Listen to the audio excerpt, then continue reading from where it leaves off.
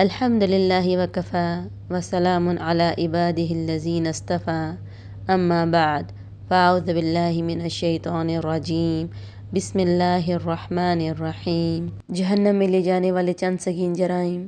آج میں آپ کو کچھ ایسے اعمال کا ذکر کروں گی جو بندے کو جہنم کا حقدار بنا دیتے ہیں۔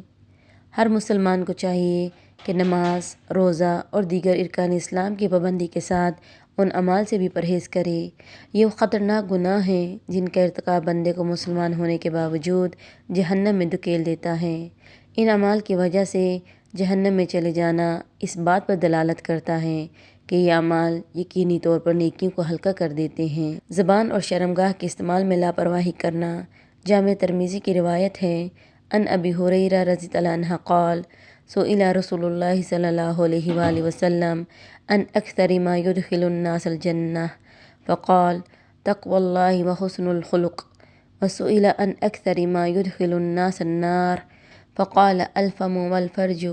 حضرت ابو ہریرہ رضی اللہ عنہ کہتے ہیں کہ رسول اللہ صلی اللہ علیہ وآلہ وسلم نے دریافت کیا، کون سا عمل سب سے زیادہ لوگوں کے لیے جنت میں جانے کا سبب بنے گا؟ آپ صلی اللہ علیہ وآلہ وسلم نے ارشاد فرمایا، تقوی اور اچھا اخلاق۔ پھر آپ صلی اللہ علیہ وآلہ وسلم نے عرض کیا، کون سا عمل سب سے زیادہ لوگوں کی آگ میں جانے کا باعث بنے گا؟ آپ صلی اللہ علیہ وآلہ وسلم نے ارشاد فرمایا، منہ اور شرمگاہ۔ تعظیم کے لیے لوگوں کے لیے کھڑا ہونا۔ جامع ترمذی کی روایت ہے، حضرت ابو مجلس رضی اللہ عنہ سے روایت ہے کہ حضرت معاویہ رضی اللہ عنہ کے آنے پر حضرت عبداللہ بن زبیر رضی اللہ عنہ اور حضرت صفوان رضی اللہ عنہ کھڑے ہو گئے تو حضرت معاویہ رضی اللہ عنہ نے کہا، دونوں بیٹھ جاؤ۔ میں نے آپ صلی اللہ علیہ وآلہ وسلم کو فرماتے ہوئے سنا ہے کہ لوگ دست بستہ باادب اس کے سامنے کھڑے ہوں، وہ اپنی جگہ جہنم بنا لے، وہ اپنی جگہ جہنم میں بنا لے۔ یہ پسند کرنے والا کوئی مذہبی رہنما ہو یا سیاسی لیڈر، سب کے لیے اس کا حکم ہے۔ سونے چاندی کے برتنوں میں کھانا۔ سونے چاندی کے برتنوں کا استعمال کرنا تکبر کی علامت ہے اور تکبر اللہ کو پسند نہیں۔ صحیح مسلم میں ہے۔ حضرت ام سلمہ رضی اللہ عنہ سے روایت ہے کہ آپ صلی اللہ علیہ وآلہ وسلم نے فرمایا، جس نے سونے چاندی کے برتن میں کھایا پیا، اس نے اپنے پیٹ میں جہنم کی آگ اتاری۔ آپ صلی اللہ علیہ وآلہ وسلم نے مردوں کے لیے سونا پہننا بھی ممنوع قرار دیا ہے۔ صحیح مسلم۔ حضرت عبداللہ بن عباس رضی اللہ عنہ سے روایت ہے، آپ صلی اللہ علیہ وآلہ وسلم نے ایک مرد کے ہاتھ میں سونے کی انگوٹھی دیکھی۔ آپ نے اس کے ہاتھ سے وہ انگوٹھی اتار دی اور دور پھینک دی اور پھر فرمایا، تم میں سے کوئی شخص آگ کے انگارے ہاتھ میں لینا چاہتا ہے تو وہ سونے کی انگوٹھی پہن لے۔ دھوکہ اور فریب دینے والا شخص۔ حضرت عبداللہ بن مسعود رضی اللہ عنہ کہتے ہیں، رسول اللہ صلی اللہ علیہ وآلہ وسلم نے فرمایا، جس نے دھوکہ کیا وہ ہم میں سے نہیں۔ نیز فرمایا، فریب اور دھوکہ آگ میں ہے، یعنی ان کا ارتکاب کرنے والا آگ میں جائے گا۔ قسم اٹھا کر کسی کا حق غصب کرنا۔ حضرت ابو امامہ حارثی رضی اللہ عنہ سے روایت ہے کہ رسول اللہ صلی اللہ علیہ وآلہ وسلم نے فرمایا، جس نے قسم کھا کر کسی مسلمان آدمی کا حق مار لیا، اللہ تعالیٰ اس پر جہنم واجب کر دیتے ہیں۔ ایک آدمی نے عرض کیا، یا رسول اللہ صلی اللہ علیہ وآلہ وسلم، بے شک وہ معمولی سا حق بھی ہو؟ آپ صلی اللہ علیہ وآلہ وسلم نے ارشاد فرمایا، بے شک درخت کی ایک ٹہنی ہی کیوں نہ ہو۔ وضو میں کوتاہی۔ وضو اگر اچھے انداز سے کیا جائے تو گناہوں کو دھو دیتا ہے، اور اگر اس میں کوئی کوتاہی کرے تو ذیل کی سزا ہے۔ حضرت عبداللہ بن عمر رضی اللہ عنہ سے روایت ہے کہ آپ صلی اللہ علیہ وآلہ وسلم نے بعض لوگوں کو وضو کرتے ہوئے دیکھا، ان کی ایڑیاں گیلی نہ ہونے کی وجہ سے چمک رہی تھیں۔ آپ صلی اللہ علیہ وآلہ وسلم نے ارشاد فرمایا، خشک ایڑیوں کے لیے آگ سے ہلاکت ہے، وضو اچھی طرح کرو۔ تین قسم کے آدمی۔ حضرت ابو ہریرہ رضی اللہ عنہ کہتے ہیں، رسول اللہ صلی اللہ علیہ وآلہ وسلم نے فرمایا، تین آدمیوں سے اللہ تعالیٰ قیامت کے روز نہ کلام کرے گا اور نہ ہی ان کی طرف نظر کرم کرے گا، نہ ہی انہیں پاک کرے گا، اور ان کے لیے دردناک عذاب ہے۔ وہ شخص جو جنگل میں اپنی ضرورت سے زیادہ پانی رکھتا ہو اور مسافر کو پانی لینے سے روک دے جبکہ کسی دوسری جگہ بھی پانی میسر نہ ہو۔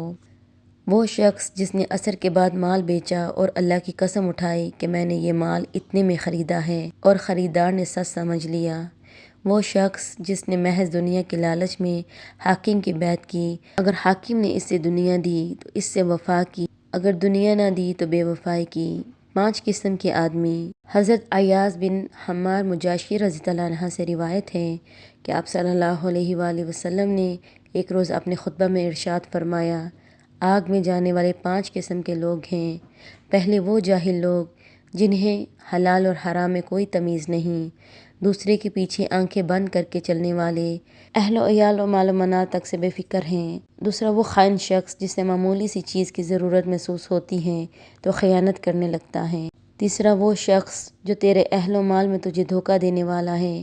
پھر آپ صلی اللہ علیہ وآلہ وسلم نے فرمایا، بخیل یا چھوٹے آدمی کا ذکر فرمایا، اور پانچواں وہ شخص جو فحش گوئی اور گالیاں بکنے والا ہے، انسانوں پر ظلم کرنے والا۔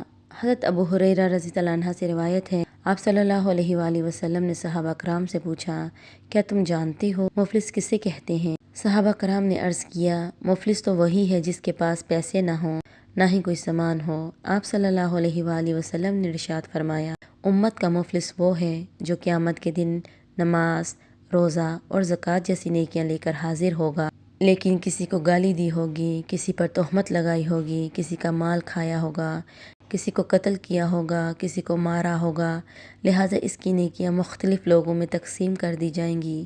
اگر اس کی نیکیاں ختم ہو گئیں اور مظلوموں کے حقوق باقی رہ گئے تو پھر ان کے گناہ اس کے حساب میں ڈال دیے جائیں گے اور اسے جہنم میں ڈال دیا جائے گا۔ اللہ اکبر۔ فخر کے لیے علم حاصل کرنا۔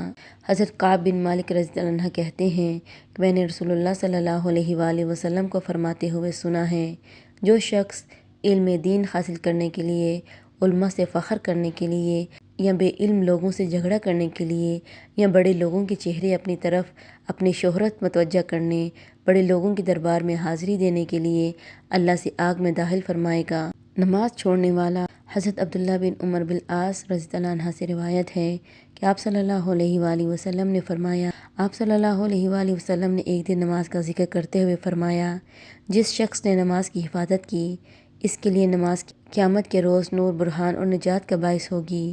جس نے نماز کی حفاظت نہ کی، اس کے لیے نہ نور ہوگا، نہ برہان اور نہ نجات، نیز قیامت کے روز اس کا انجام قارون، فرعون، حامان اور ابی بن خلف کے ساتھ ہوگا۔ دوسروں کو عمل کی دعوت دینا اور خود بد عملی کرنا۔ حضرت اسامہ رضی اللہ عنہ کہتے ہیں، میں نے آپ صلی اللہ علیہ وآلہ وسلم کو فرماتے ہوئے سنا ہے، قیامت کے روز ایک آدمی لایا جائے گا اور اسے آگ میں ڈال دیا جائے گا، اس کی انتڑیاں پیٹ سے باہر آگ میں ہوں گی اور وہ اپنی انتڑیوں کو لیے اس طرح گھومے گا جس طرح گدھا کولوں کی چکی کے گرد گھومتا ہے۔